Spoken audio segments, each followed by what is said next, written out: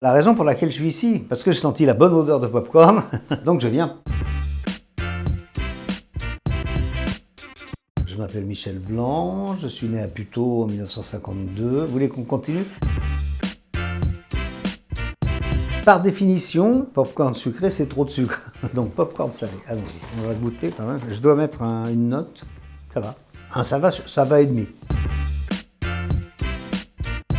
Bah, c'était des vieux films parce qu'à l'époque, quand j'étais môme, à la télévision, il n'y avait qu'une chaîne, hein, donc c'était simple. Et on passait beaucoup de vieux films, des films comme Les Enfants du Paradis, c'était des films de Duvivier, Pépé le Moko, c'était To Be or Not To Be de Lubitsch, c'est quand même du lourd, du solide et du très bon.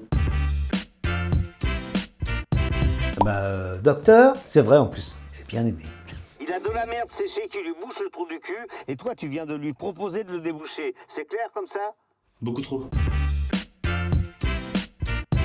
Dans Tenue de soirée, par exemple, le rôle avec Gérard, c'est pas parce que j'ai eu un prix à Cannes, même sans le prix, c'est une aventure absolument invraisemblable avec le gros là, c'était hallucinant. Je vais pas parler de Jean-Claude Duss, mais sans Jean-Claude Duss, je serais pas là. Je sais pas comment le qualifier quoi. J'y suis attaché comme à un boulet, d'une certaine manière, mais maintenant la chaîne s'est un peu relâchée, donc il me laisse faire d'autres trucs, donc c'est sympa de sa part. Oublie que t'as aucune chance, vas-y fonce. On sait jamais, sur un malentendu ça peut marcher.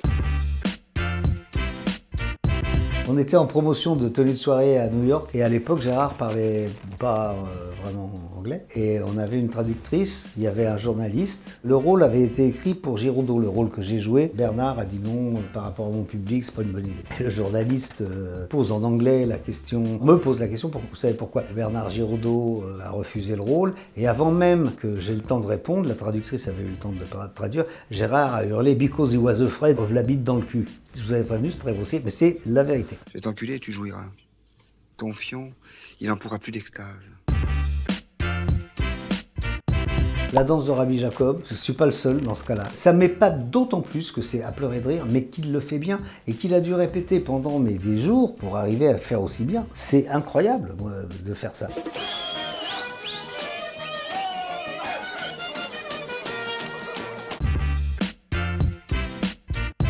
Alors il y a des trucs qui sont faits pour faire pleurer qui me gonflent terriblement. Il y avait un film dans les années 70, là il y avait une espèce de truc, comment ça s'appelait, un des deux qui mourait de leucémie ou de je sais pas quoi, c'était affreux. Love Story, non? C'est pas ça, non? C'était horrible, horrible, horrible. Alors ça me gonfle terriblement. Les 10 commandements peut-être m'emmerdent bien. J'ai adoré Bénur quand j'étais môme, mais les 10 commandements là, non. Il y a des commandements en trop. Ça aurait pu mettre la 10.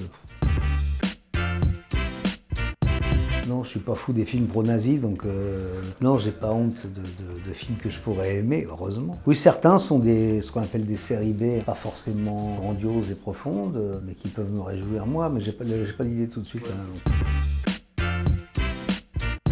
Je veux pas balancer des confrères.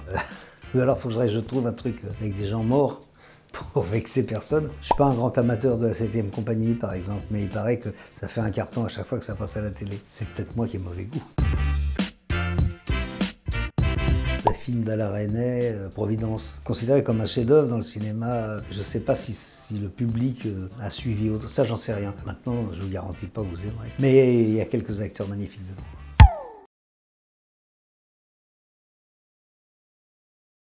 Il y a des acteurs que, si je les cite là, les gens vont tomber à la renverse, mais il a vécu sur quelle planète ce mec-là?